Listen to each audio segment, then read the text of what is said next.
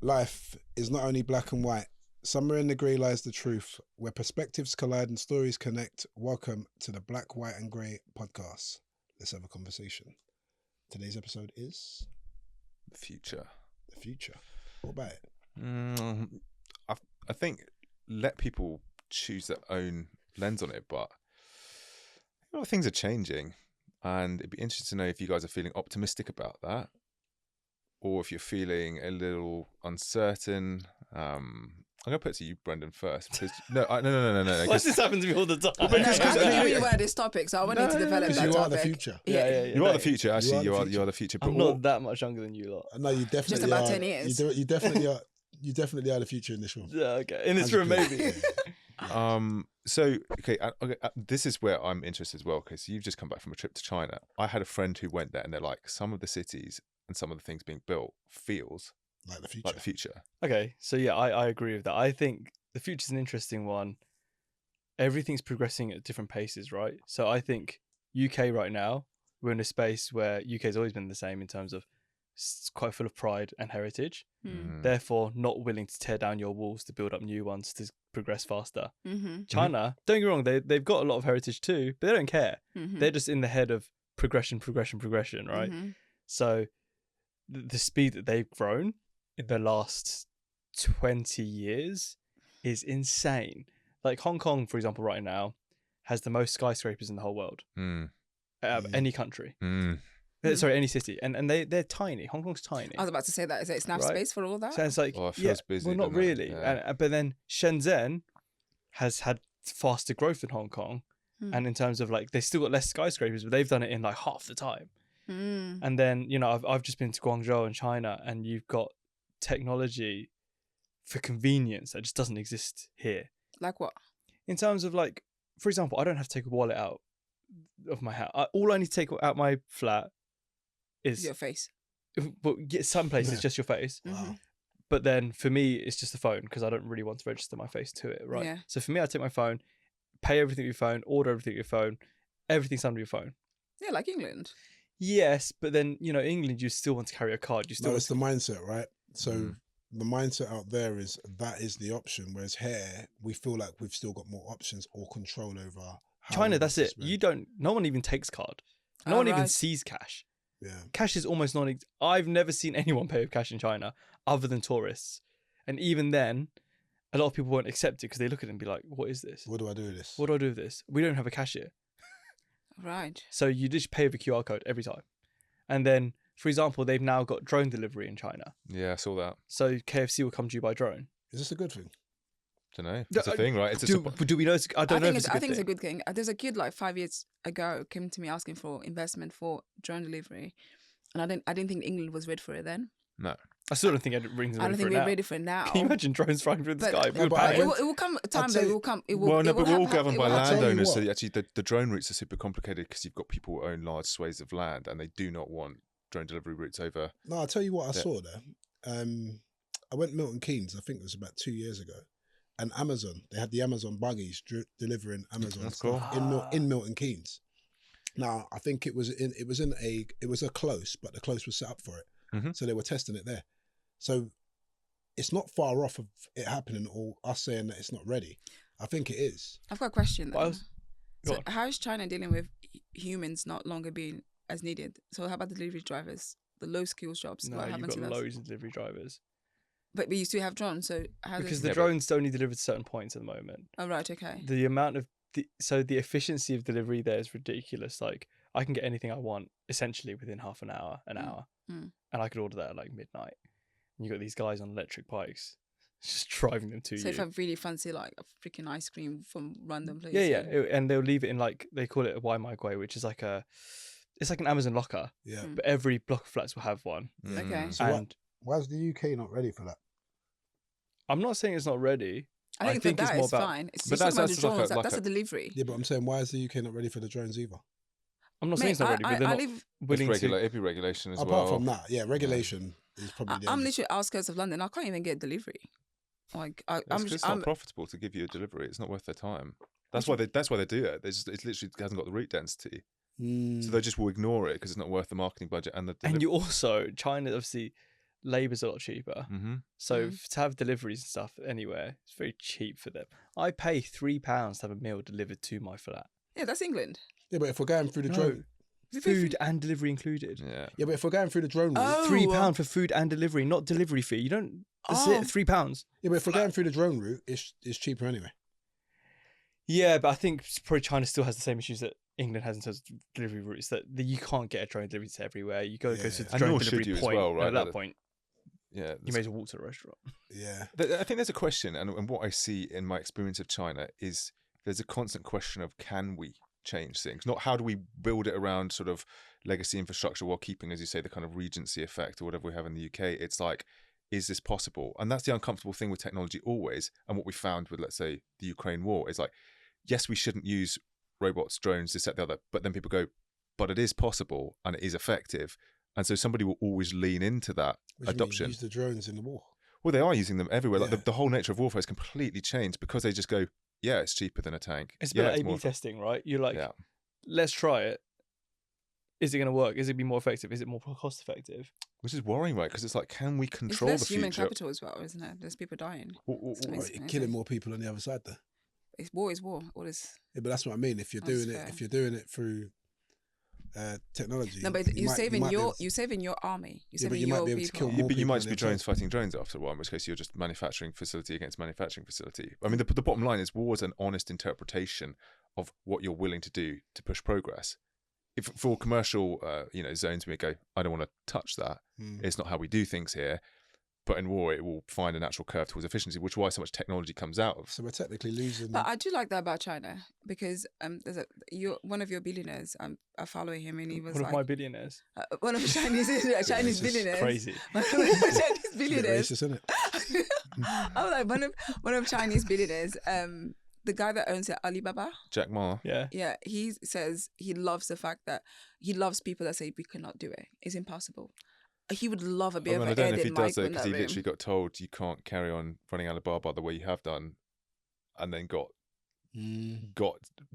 Fine. he just disappeared for a while and then came back with a slightly different. Come back as a robot. He Lizard person. What was he told? I think, look, there's a spirit of entrepreneurialism which allows you freedoms to reach into the marketplace and achieve financial success. That's not a given for every single territory around the world. There will be some conditions under which your success is threatening, as you're seeing in the US, right? Like the big social media companies are a threat to the democratic structures because they have so much power.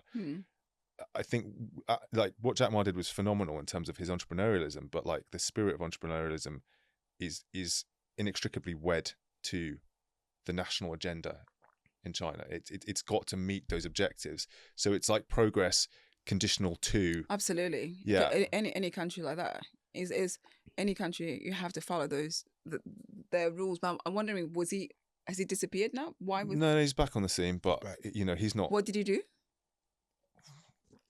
In what sense? What did he feel that he had to give some space? He didn't. He didn't. It wasn't his choice. Oh, so the government made him do it. Well, no one knows, right? No one knows. No one knows. Allegedly. I mean, even in a country which is free to speak, right? Free. Oh, we have a freedom of speech in England. No one's ever in free. England. Yeah. Well, I don't even know if we More do so- have freedom of well, I speech in don't the UK. We're not sure. No one's ever free. I think we've got the boundaries in England. I think we attached to tradition. I think England's slightly different to most countries. Like I was saying to one of my friends, they're talking about like the royal family. Yeah. And they're like, well, if you talk bad on the royal family, do you get arrested? I said, no. Absolutely not. I said, I couldn't care less. Mm. I said, I could say whatever I want about the Don't Queen. play around the royal family. The Queen's not here, by the way. But in the past, I could have said anything about the Queen Yeah. and I wouldn't have got arrested. I wouldn't be No, it's not. put in prison. I wouldn't get, nothing. Nothing would happen. If you deface the currency, something will happen there. You can get in trouble for defacing Yeah, you currency. can. So effectively, the rules are still the same, but is it enforced the same way? Probably not. No. So I think the rules are there. But there are no rules about speaking freely about what you think about the Well, if royals you're doing a and stuff, public place, or anyone. but if you're doing a public place, you can probably get in trouble for To be it. fair, if I said, if I course said you some can. really wild stuff in front Like a of call to violence or It's something. it's defamation of character as well. You can get sued for various things. But how about what's the name of that journalist? I forgot his name, but he's quite critical of most people. Who appears? Yes, he Appears. but Piers he Morgan. gets away with saying things about the royal But family. does he say profound things that are negative, or does he leave space in conversation for you to expand on? He's really good at what he does. He is. Meghan, like, Yeah, but she's on a not a member several- of the royal family anymore, is she? They're Yes. Even when exiled. she was in England, but then again, I suppose she was an easy target for him to do that. She wasn't traditionally a member of the royal family. Yeah, but he only went- nobody that ever been married to a royal family seems to be like an open game for them. Like, it's everyone. But can you're just attack talking them. about it from a targeted conversational point of view. Has he actually, and I don't know everything about what he's done, has he actually said anything completely direct and detrimental to her, or has he left the discussion open and kept people talking about her in a specific Yeah, way? probably. So he's kind of the led their latter. question in a direction. Yeah, probably the latter. Yeah, I don't know. Yeah. I don't really follow him. So I think if we listen to him properly, he's probably left the space open, but led it in a negative way. So then Yeah. people are then, because that's media 101. That's Yeah. what media does, right? But is a media a circus, or does the media progress us to any point? Because the one thing I find interesting at the moment is everybody kind of goes, we must maintain this freedom to discuss topics, and that's a really good sort of bumper sticker. And largely speaking, I agree. But it's not like we know where we're trying to take it, because then again we kind of get manipulated in this media spiral. But what's interesting is agenda setting for a future that we want. I hope in 5 to 10 years we're not still having the same social media fights of left, right, this, that. It's like, hopefully we look around a city that is growing, expanding, becoming more intelligent, convenient. Nah, but you'll always have sides. That's the whole idea of mankind. Mankind's about sides. And it's checks and balances, right? But the media sit in the middle, playing the sides off against each other, and That's that's true. the enemy of progress. To me, that's just like the infighting. Whereas actually, it'd be nice to have again an agenda where we go, great, we've got this fantastic population in the UK. How do we take it to a future that we all collectively want? And the question at the moment we need for the future of the UK is a better I don't know. economy. So then, But that. Oh, sorry. Go for it. no, I was just saying. Obviously, you then are asking the question of freedom versus progress, Yes, right? Which is AI So- conversation, right? It's like Ish. So, like for example, China, there's probably a lot less freedom of speech compared to somewhere like UK. For example, what you put in socials is much more regulated. What you see on their TikTok compared to what you'd see on our Yeah. TikTok, completely different. That's Like, what I was going to where you see brain rot in a lot of places in like yeah. the West, Yeah. you get, don't get me wrong, there's brain rot there too, but it's commercialized, or it's about progress, right? Like a lot of their brain rot, we still be selling product. You know what I mean? It's like you have less freedom of speech because some things are so regulated, but because it's regulated within this bubble, they've managed to essentially control that for forward progress and growth. yes, Yeah. Whereas we're not willing to do that in the West. Nor do I necessarily think it's the best way to do it. I'm not saying it's right or wrong. I'm saying, again, with China, there's cameras everywhere, right? So the crime rate is extremely low at the moment in terms of no one really steals it. You could leave your bike with the keys in it and no one's going to nick it because they know they're going to get caught within half an hour, because the camera systems are so strong there that you've really got no other option. You're just going to get convicted, right? So you lose a bit of freedom because you know that you're essentially constantly under surveillance, because China will know where you are at any certain point of time. And it's a lot more open there in terms of UK, probably people know where you are. Yeah. But in a much more hidden way that no one really knows if they do or not, right? Whereas in China, I think it's a lot more open to say that you've essentially lost a part of your freedom, but you've now got safety and you've now got more progress. Well, so I suppose there's a bargaining that where you have It's to the give, sacrifice, you have right? to give, yeah. So for me, I don't have a huge amount to hide. So I'd probably rather take the safety than have to worry about my phone getting nicked in London by a guy on a bike Yeah, yeah. all the So- time.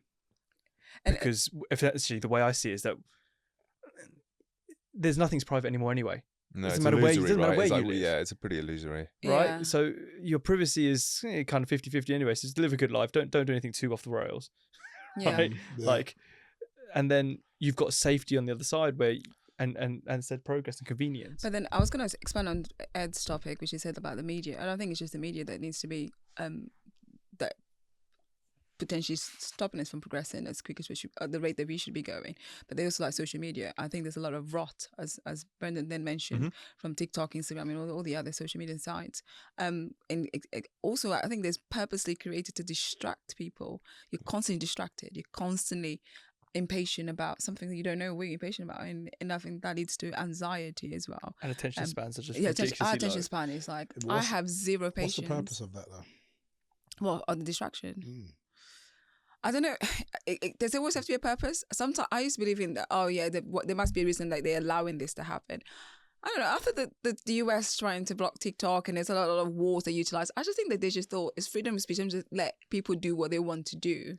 But I think it's gone to the point that there is no more control. And people just realise what works, what people like. Yeah, and it's just left to their own devices. Further. But that's an interesting tipping point. It's leaving you to make the decision about your kids, leaving you to make the decision about your life, making the decision about whether you want to get into some room where a guy is pleasing himself at the same time. It's leaving you to do whatever you want. Yeah, but that's convenient, right? Because it's convenient enough to say, oh, you all have your individual choices. You're agnostic to the system. The system doesn't impact you, yet it does, right? Like the weight of a social media mechanism designed to distract you is powerful, and it's been engineered to the level of PhDs. Yeah. And everybody's gone, what's the perfect way to make sure you're the most vulnerable to constantly being distracted?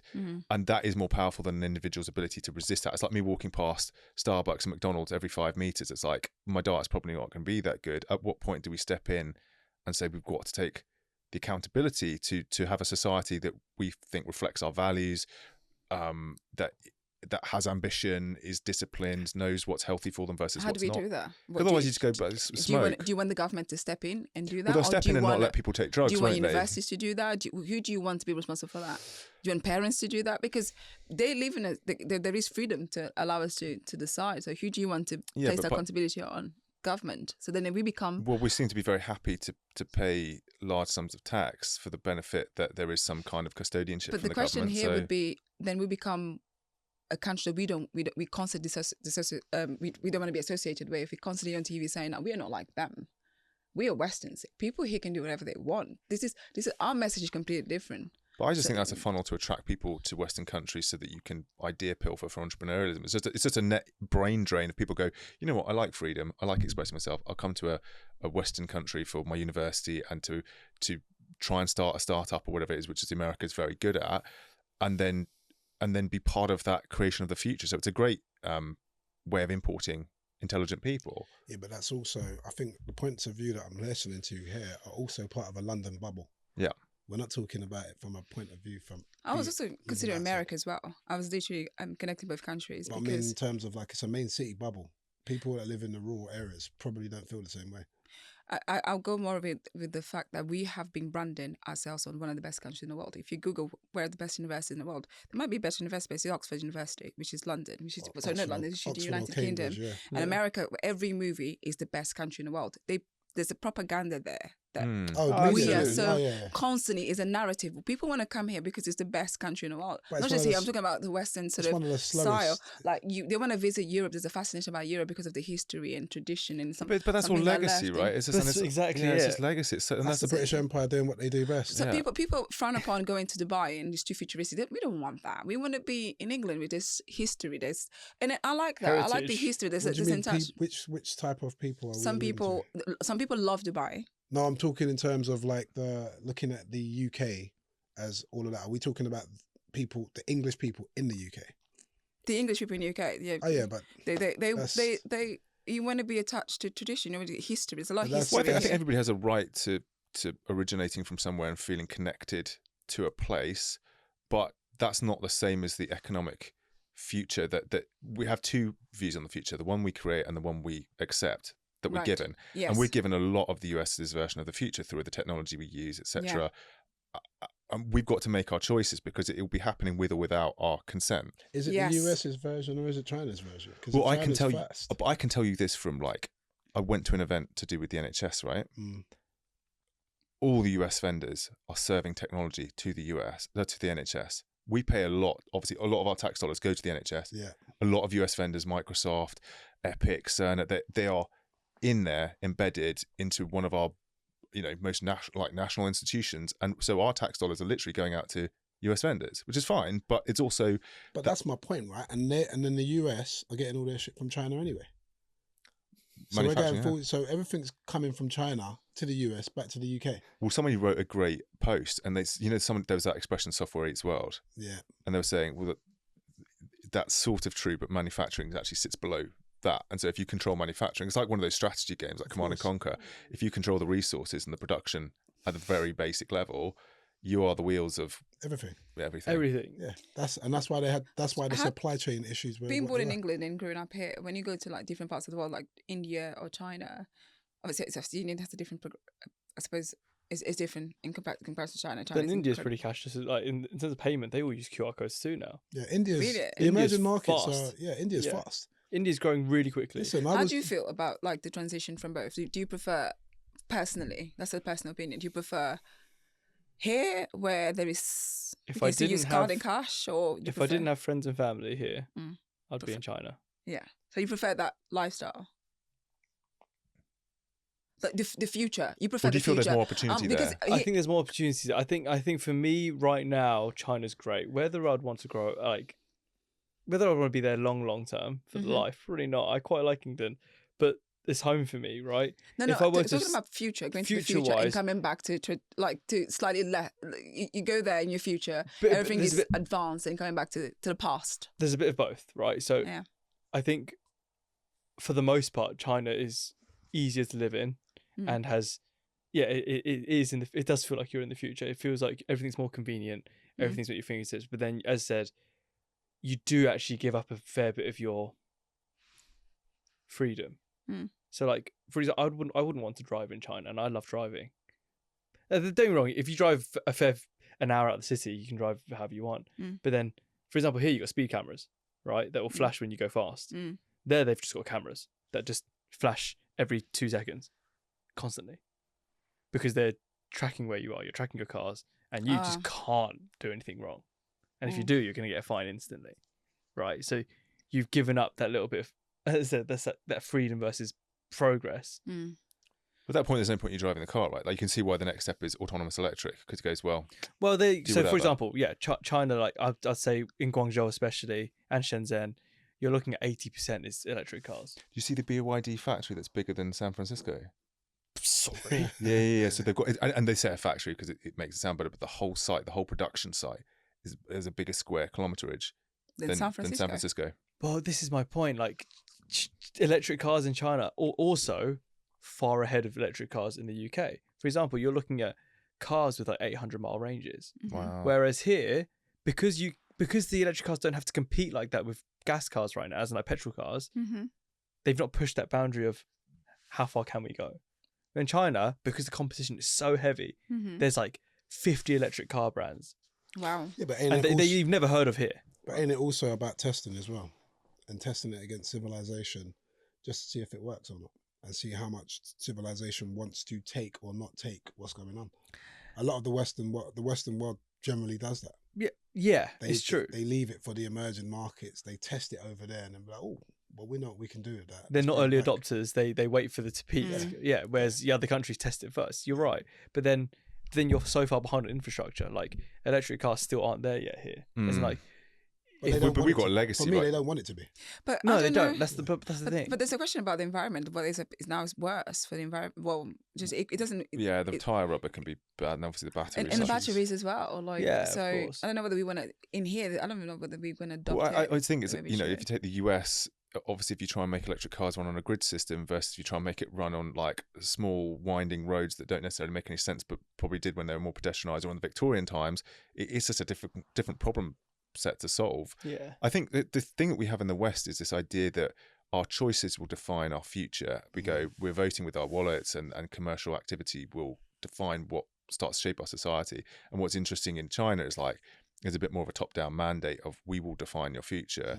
But how do you guys feel about this with the future of who really shapes it? To me, it's a number of small actors rather than the masses. It's like people who invent stuff, people who build big companies, and most of us are downstream of those activities. That's a strange one, actually. It's a good question as well. Have I done anything to shape the future in the last 10 years? I've tried. I've been involved around startups. I've invested into them, but it's like that's a mechanism of moving money from one place to... No, I think that's passive. I do think we do play our role in shaping the future, especially as consumers, for sure. But in the sense that we spend our money on choice. Or options of what's available. Which at the most... But but then you've got people that are creating what's available. You know, so then Yeah, but that neither here or there. You still got to play a role, right? So a consumer has to play a role, and so does a creator and an actor. Because if there's no consumer, there's no actor. there's no actor. But that's I think No where product. subscriptions have leached into all facets of trying that discovery mechanism, right? It's like we can give you a subscription for essentially people try to do it for everything until we gave up on. But you don't have to. Well, you don't have to subscribe. But the point is, I think entrepreneurs try to sit there and emulate across every vertical. Oh, do you want to subscribe to new shoes? Do you want to subscribe to wardrobe? And then eventually we go, not for me, thanks. Yeah. But all of these are they're not, whether I can get my shoes on subscription, my clothes on subscription doesn't change the future. Yeah, but that's my point. I mean, no, but it does. Whether you do or don't, it does. Because for me, I'm saying a lot of people don't realize they've got choice. But we are manipulated with the idea of the illusion of choice. And we then choose through the illusion, not realizing that you actually do have choice. Yeah. But if you take that choice, which is outside the illusion, you're going to be left at the party. And not many people want to be left at the party. But by creation, do you mean we're not making creations that impact the environment? Is that what you're referring to? Like, but us buying clothes is really, in fact, probably harming the environment because it's fast fashion. You constantly buying. Well, is affecting our future in a different manner. Is that what you're referring to? Or creating something that will, I don't know, create more electric cars, create more technology? You could be like, what for mankind in the last 10 years has been something that's changed the future of mankind? Yeah, I mean more of a needle move. I mean like something that genuinely shifts how we live and experience. Human progress. Yeah. Well, like finding cure to cancer and disease and stuff like that to extend human life. That would be exactly. Those would be examples of it. That those big milestone movers which materially affect how we experience. But then if you go into specifics like that, then obviously it's only very small number of people that are going to be able to provide that kind of progress. Or it was always already there and we were just 50 years late and then they decided to bring it to the table. We didn't know. Who knows? Therefore, but then that feeds into the fact that there's architects. Yeah. There's this very small number of individuals controlling. And so if we look at the future, what are we architecting? And I think it's cultural, I think it's technological, I think it's commercial, but it's like financial. Some people will not agree. I was going to say finance plays a big role. But the problem is finance can be self-referential, right? It can just be to scoop up more. Like a bank's goal could just be to build their loan book, loan more money to more people who don't really need to be in debt, and then they just service that debt. And it's like that's a great future for them, but it's not a great future for us. No, but in terms of like technology, let's just go with technology because that's something that we can all identify with. In order for the science of the technology to move from what it was to the next phase, there has to be a bankroll somewhere. Correct. Where you're investing in the resources, right? So without that, does that area move or not, or do we stay in that same space? And that's why I'd want a society that was not preoccupied with, let's say, paying off debt, like student debt. It's like that's not a productive use of somebody's stress, of their time, of their economic productivity. It's like how do you compress the leakage into a society that aspires to assist each other, bring diverse viewpoints, but also to solve interesting issues. But England, sort of, I suppose America, but England is sort of preoccupied with paying student debt, like the same pressures that you would have in the US. Is it fair to say that? Because you only pay your student debt if you're earning a certain amount. If you never get to do that, but that's also that's a dragnet on you though. But to be fair, change normally happens when you just educate the younger. You go to a younger audience, right? So you'd start with what we got today, and you'd present that to school children, and you'd work on that area because that's the future. So you'd start brainwashing or programming. Influencing is probably the word. Start influencing. Yeah, programming. No, that sounds a bit sinister. But that's what it is. If we're gonna sit here and pretend that if I tell that child over and over again that that's their way forward, that's not a program. That's what a program is. You're programming a behavior. Influence over and over again on someone's behavior is programming. Because that's how the brain works. Well, so each country and each culture is essentially its own operating system, running a playbook of resourcing and seeing how far, again, take the British Empire back in the days of strong navies and basically pretty difficult logistics, but basically the more orderly you were, probably the better it was for expanding across the world, because you go, are you going to be here at this time? Yes, I am. Offload this boat, take these resources. It was a great way of spreading influence. Take what resources? take more resources. Correct, but it was but that's why it proliferated, because that operating system, for better or worse, just spread. And then we move on to now, which is a very much digitized focus, which data driven. That's where we are today. Yeah, and because they said in the 60s that communism was difficult because when you have a singular control mechanism, essentially if you don't have a really good distribution mechanism for it, or you don't have like permanent camera control, it's actually really hard to then influence and instantiate it. Whereas now, obviously, with digitization and AI, it's way easier to have that kind of centralized influence. So we're just in a different time period. But like, could we all agree, and some people don't, we go, a good marker for human progress would be, exploring space. Do you guys care about that at all? Exploring space. I don't. It depends if it's flat Earth. I don't because I don't like the environmental pollution that it causes. But the Earth is going to end one day, so we need to get off. Is it though? Well, science would suggest that the sun will expand and the oceans will boil off, and again through the how many years is that? A million years? 100 million. 100 million years. It's ages. Sure, but you've got to get off Earth eventually. So then It depends if the Earth is flat though. At some point we need to probably expand, because let's say if I grew up in an island off the UK, at some point I have to go, probably worth me getting off this island. Even if I don't know other islands exist, it's probably worth exploring. Why? Well, it could not be. You could just live your life there and get on with it, because you're all right. You're going to die anyway. Yeah, you can die anyway. But I get it. But so for you, it's not a button that's particularly a marker of human progress. No. I was actually I was joking. I was trying to be provocative, Mo. Fine. And I know that you it doesn't matter what I think. That's of interest. I mean, sci-fi. It doesn't matter what I think. No, but we're all going through the opinions here, right? It's a sci-fi, and you like what? Go on. But I just want to hear your opinion.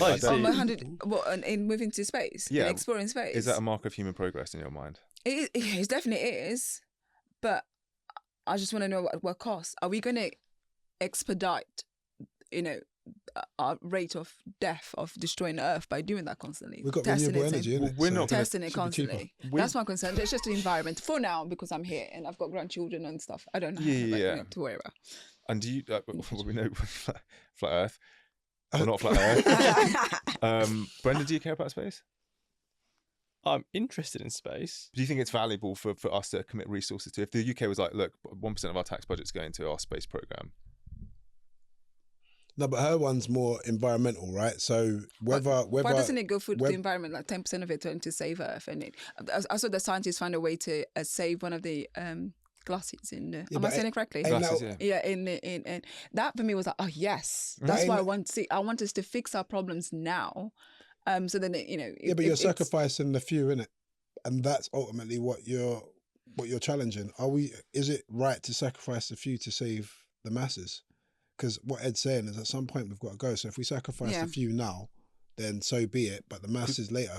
No, I was just saying about the testing. Yeah, because we can't times your viewpoint by 100 million years, because otherwise we'll still be in the same spot going, well, we still shouldn't do it because it's going to pollute. So it's somebody's going to have to make a decision to go. Something's got to give. And for all intents and purposes, if people talk about asteroid mining, you can bring resources onto Earth that otherwise didn't exist, whether it's rare metals or whatever. It's like there is the potential. Who knows? We don't know what we don't know about some things. Or we're in the snow globe and we're not going anywhere anyway.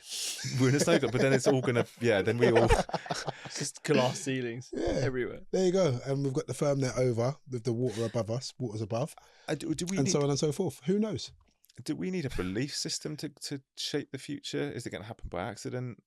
And how do you guys feel about AI? I think we need to be strategic, like China. China has a 50-year plan, and they've had that. They did 20 years in that 50-year plan, and has done amazing in terms of progress. I think we should. Would you go and live in China?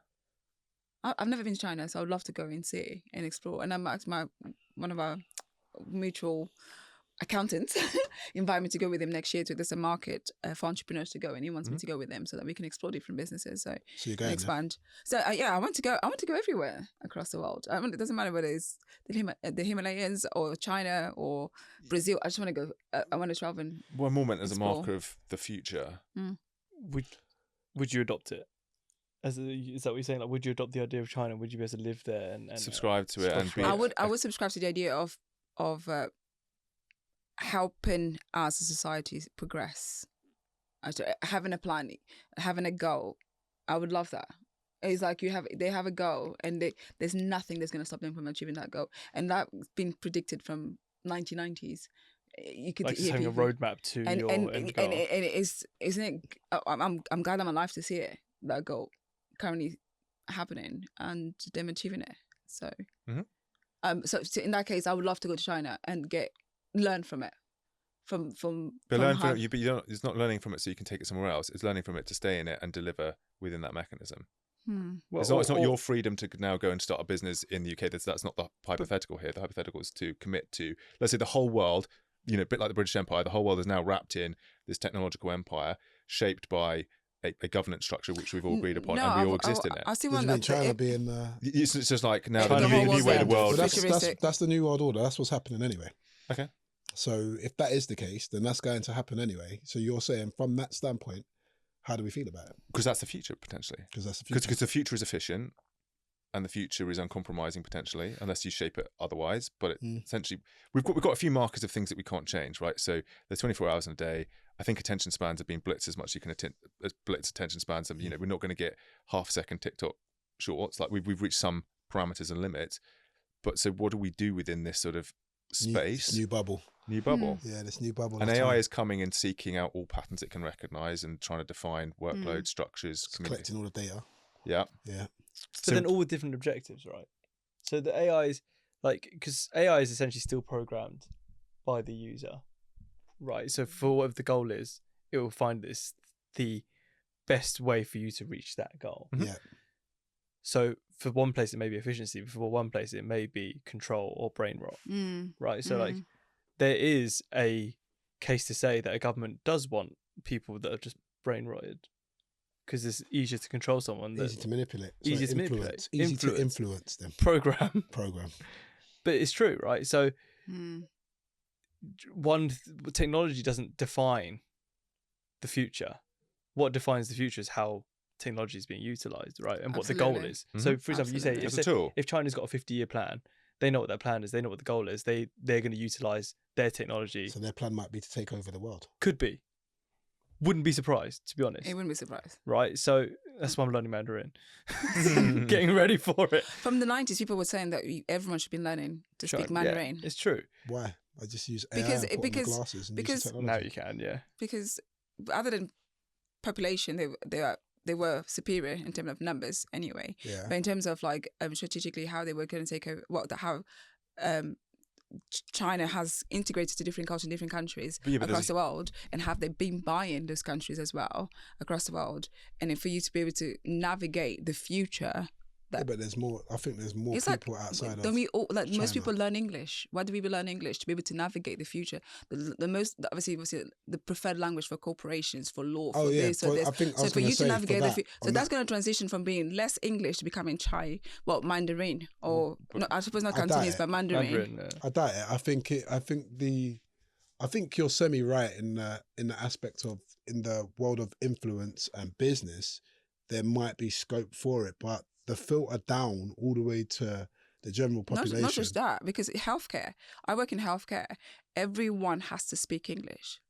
Around the world. That's what I mean. I don't see that filtering. Yeah. Basically, the internet's now that's not going to change. Heavily in English. From English to Mandarin. Entertainment is in English. You say that. Well, it's not. I mean, obviously, if you go to Asia, it's completely different. That's what I mean. I think there will always be an East and a West, right? Yeah. And I think that will always exist in the way that it is. What I have noticed, I don't agree with over the years, is that I feel like Asia is now less willing to learn English. Agreed. Yeah. So before, everyone essentially English is essential, right? Yeah. You go to school, essentially any other country you go to, we get to learn French, Spanish, German, whatever you want to learn. They didn't learn English. That's just their thing. Mm-hmm. They're not going to, someone in China is not going to go and study Spanish. Well, they might, but my very, very small minority will study Spanish. Mm-hmm.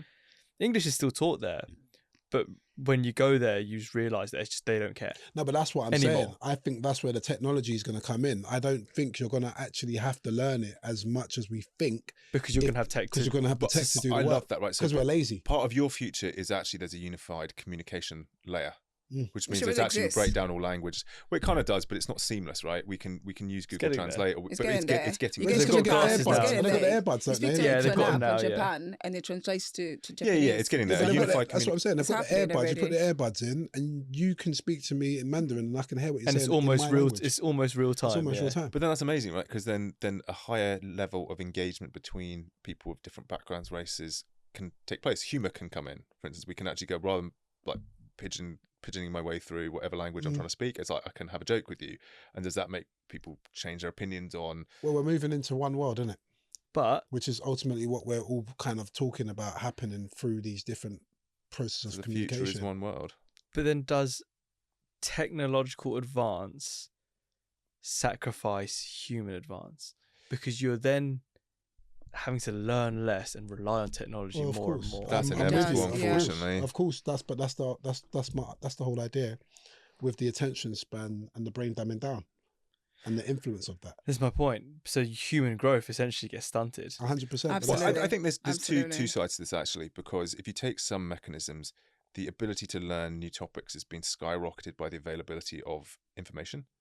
So if anybody want to learn to dance now, the amount of YouTube content you could watch with good tutorials or make music, it's like that's improved. But the danger of that, go on, carry on anyway. Yeah, I was going to say that's gone up, right, in terms of where we can get to. The performative More accessible, yeah. is more accessible, so everybody can now learn, which is good. The more people we can get to like layers 3, 4, 5.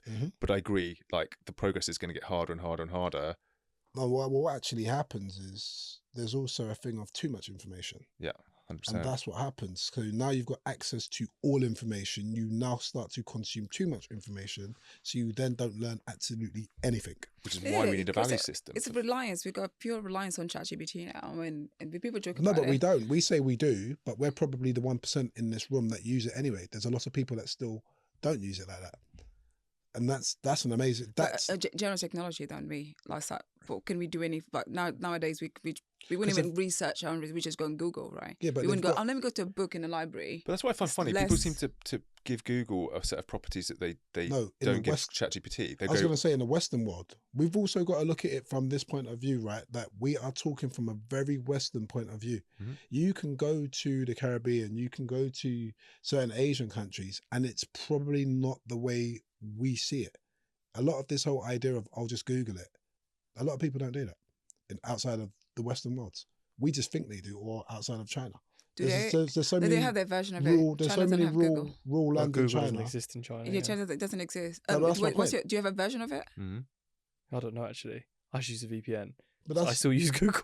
But that's my point, innit? We've got a very Western, obviously, which we would, viewpoint in how technology is being used. But I'm more than certain it's not as frequently used outside of the Western world as we think it is. That's true. That's true. I think we're in a bubble, a massive bubble. We're even with like what you're saying about just the whole use of ChatGPT when you said everyone uses it. I'll guarantee that everybody don't use it as much as thingy. Yeah, Like, but in our bubble, it seems like that because we could all have a conversation with many people. But everyone, I don't mean literally. I mean you just a large amount of people. Yeah, a large But amount of people. I don't think it is. I think it's becoming more accessible. Like we've all got WhatsApp and we've all got AI, the Microsoft version on WhatsApp. Yeah, I on don't our like phones. that. But we don't use it. But it's there. It's Yeah. accessible. But we don't use it because the I don't way even of know life. what is it for. Yeah, who I'm cares? just confused. Well, it's just AI, isn't it? It's just not AI, for me at right? all. So why am I using it for? I mean, It's a AI large is in, language model. Because That's WhatsApp what was it great is. for chat. So why do we need to use that now? AI is Like, essentially in every single app now for the sake of it being there, For the sake Yeah. of it. whether it adds anything or or not. not. But that's how you do early adoption, right? You get people used to something by making it normal. So you've normalized the process. And then when you move to the next phase, when you introduce what it is that you're trying But to this is why it's so But is interesting. it copying data? Because there was an argument like a couple 100%. of months Yeah, ago. 100%, A government was Have you turned off wanted your terms and- access to it. Have you turned off your terms and conditions on your phone yet? And that, You probably accepted how many terms and conditions to my access friends are my life. utilising another Yeah, app. don't I even need to download don't it. even look at it anymore. Just You don't read it. No one reads Tick, it. Yeah, boom. tick, boom. I just want to keep moving. I think what's interesting is, again, this is like a big divide between, I think, Chinese technological adoption and Western is WeChat. WeChat is like it's like a super app which contains WeChat is amazing. but it contains so many other apps in this one ecosystem. Really? It'd be like WhatsApp being able to audio But taxi. that's what they're saying they're trying to do with X, right? Well, they're trying to, because they actually realise it's a better distribution model for your requirements. Like you're in one place, WhatsApp, actually, if you could now order your food, do this, that. What? It's a fragmented use What, case. And is that So Uber integrated? So WeChat has something called mini apps, Yeah. right? Okay. So you have WeChat and you've got pay mini people, programs. What, on a side, like on your. within But WeChat. then, you can swipe down, you get your like top mini programs, and you go to a different category, and it's got loads of other mini So programs. similar to, like you said, Uber, with the Uber Eats, and then they've got Uber planes and Uber this and Uber that. Correct, but you got everything. So you got trains and so I can book flights on WeChat. I can food. I can pay bills. I can pay my telephone bill. I can sign up for my gym membership. Everything's in WeChat. It's not a search engine, so it's not like you Google stuff, but you order all your food. You can do everything else on WeChat. Like it's your portal to. It's your phone on one app, basically. All of your little apps on one app. It's wow. It's Sounds highly practical. impressive. Practical. It's very practical. It's communist. But it's part of the collectivist mindset I mean, versus not wrong. individualistic mindset. Whereas we go, there's got to be a company, there's got to be a brand, there's got to be a use case, and it's just interesting to see how those two structures have played out. And you're right, Elon Musk is now going, how do I turn X into something that's a bit more like WeChat? That's fucked. But the future's fucked then. Why? Is it? Yeah, it's too much control in one place. I think it's just control. You're giving it's monopoly, isn't it? Anytime you give too much power to one set of hands, it's dangerous anyway. Mm-hmm. So that's why it's dangerous. But then ultimately that's what we're doing. Arguably, too much freedom is also dangerous, right? Arguably, too much freedom is also dangerous. Why? It is. Why is too much freedom dangerous? Just asking. Because innate human nature, right? So, for example, if laws didn't exist, would you not think that the crime rate would be a lot higher? And that's because we've been exposed to what we would classify as negative behaviour. No. Remember, all behaviour's learnt. No. All behaviour's learnt. Not necessarily, no. Well, I disagree with that. What? The behaviour's not learnt? No. There are people that are just innate, like they do things from that's what I think. No, innate, like, I think if you're going to read the Bible, are you religious as well? I'm spiritual. So Okay. I've got an understanding to where you're going to go. So there was Abel and Cain. Abel and Cain. Cain killed Abel. But there was nobody was on earth to tell him to kill.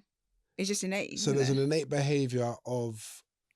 I'm not going to go as Ambrosio.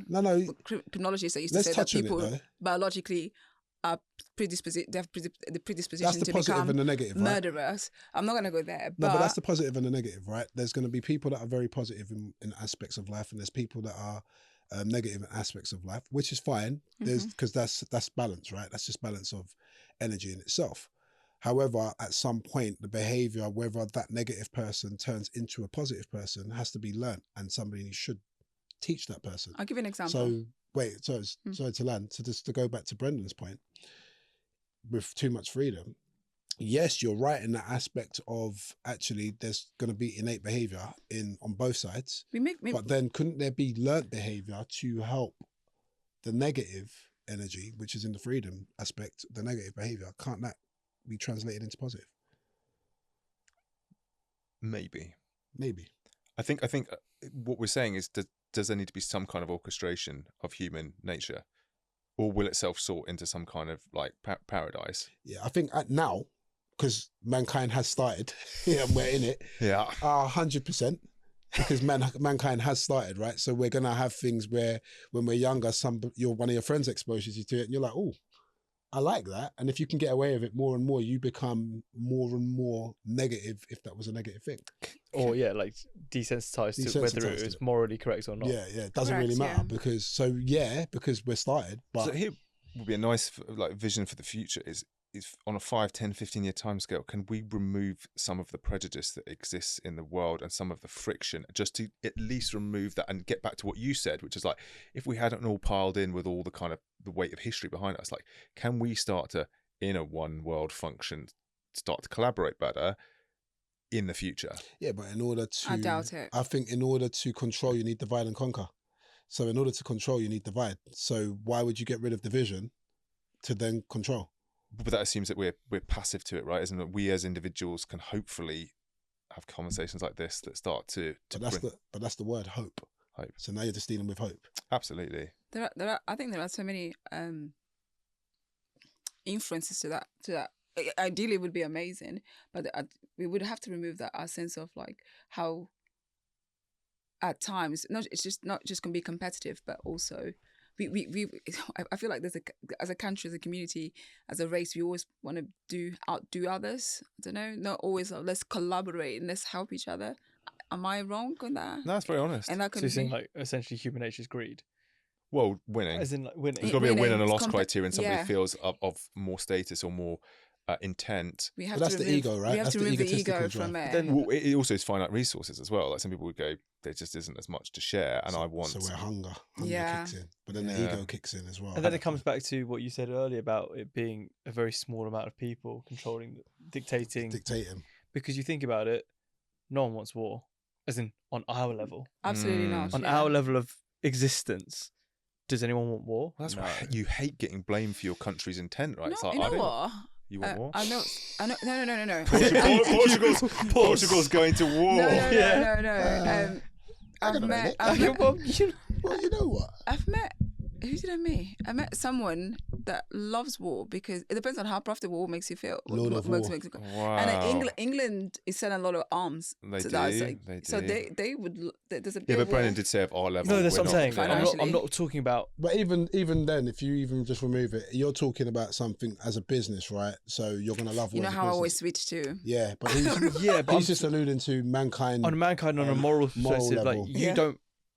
No one wants death and war, No. No. or no. the very minority do, but like the No. majority don't want death. But and war. but then if you go to the biology aspect of it, some people actually do love that evil conflict. that evil Or conflict. just some people want to see some, let's say It's like entertainment, right?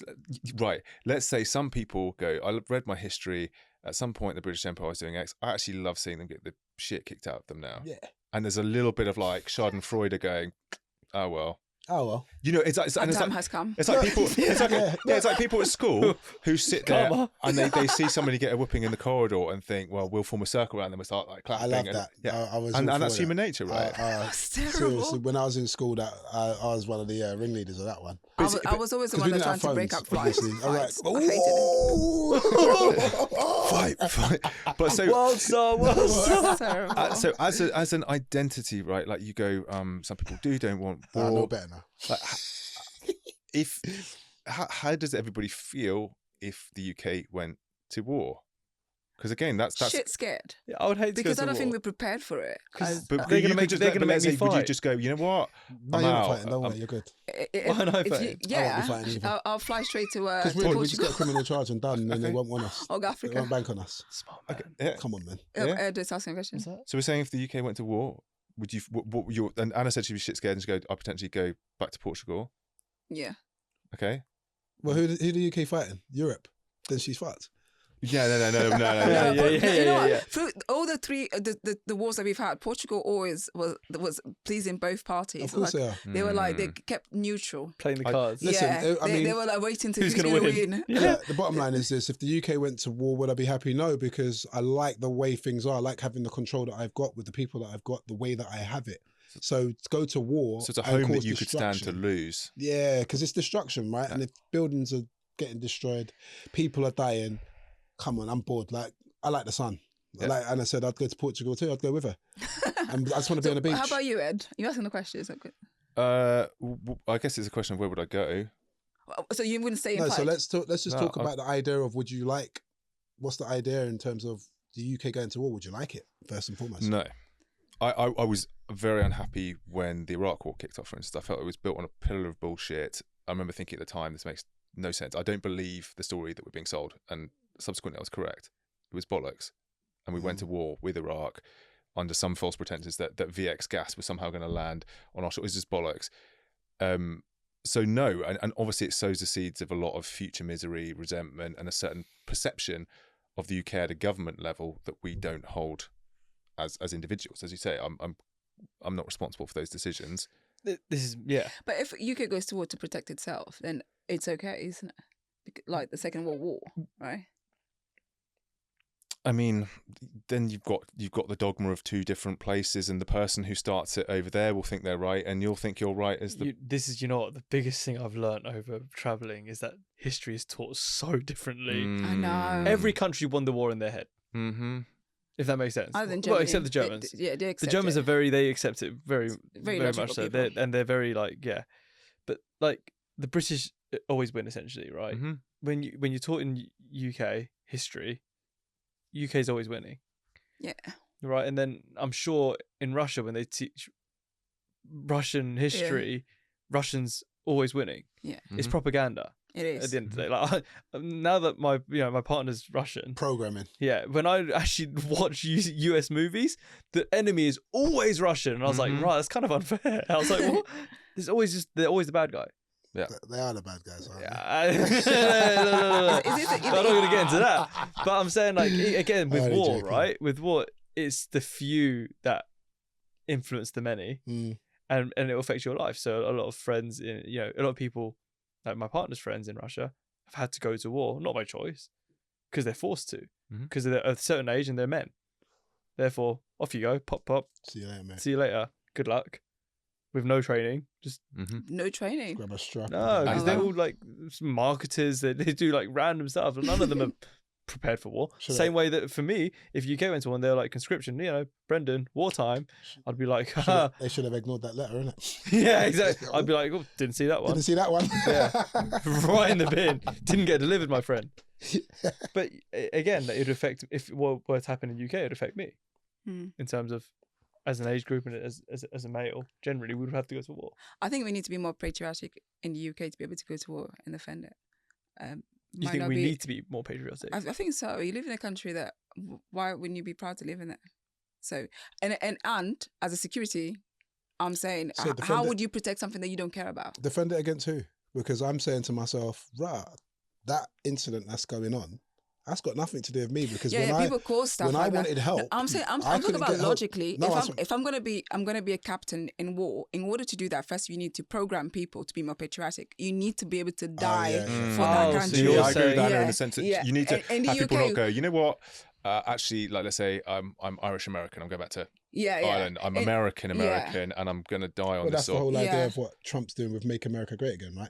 Well, but it's That's what the I'm. whole Yeah, idea. but I'm saying that if you're going to prepare the country for that, I don't think we're moving away from it. So first of all, we don't own the flag. I'm Portuguese, but in the UK we don't own the flag. We still detach ourselves from St. George's. In America, any other country in the world, they're really proud of their flag. I will say again, Really, really no, proud. I will say that is my point of view when we talk about the London bubble compared to the rest of the country. Right. And if you go back to Brexit and Remain, if you look at just that on a basic level, there's a lot of people who were in London at the time that thought actually we're going to remain in, and then Brexit happened. And then when they showed the heat map of where the votes come from, it was outside of London. So we are very much in a London bubble where we think that patriotism don't exist. It exists outside of London massively. I think as a country, it should exist for its No, own. that's what I agree. I'm saying it there does. should be more But of a outside of London, But but this London's is why very diverse. schools tend to be like, we are the greatest. We've done so well. We didn't do this. We're not the bad ones. We're the heroes here, because you have to harness that view in order to. But we have a in order to what? Prepare for what? No. because So it could just even be if, like even the UK doesn't want to get involved in war. There's always I see always in the news like Russia say I can press a button in 10 minutes. I can explode the whole of the United Kingdom. I can press a button. North Korea is this. Whether that's true or not, that's again could be the media just trying to scaremongers. Who knows? But there's a threat, and hence why there is a huge investment recently in protecting the UK through a huge investment. what's going to be 3% of GDP? Just isn't so it? you know, just so you know, this is the most amount I've heard Anna speak on a show. Oh my gosh. Oh my Yeah. god. Oh my gosh. Politics I d- 101. Yeah. She is all over it. I'm so sorry. Future podcast, I'm telling you, future I'm a lover of shows. history. I love Future shows, history. we're definitely I was doing talking this. to Ed a couple of days ago. He was like, I haven't actually heard you speak like that. And I was like, I need to. Future hear more. politics, Anna, is exactly what we're going to touch. Yeah. And Yeah. that will make a good podcast. Yeah, amen.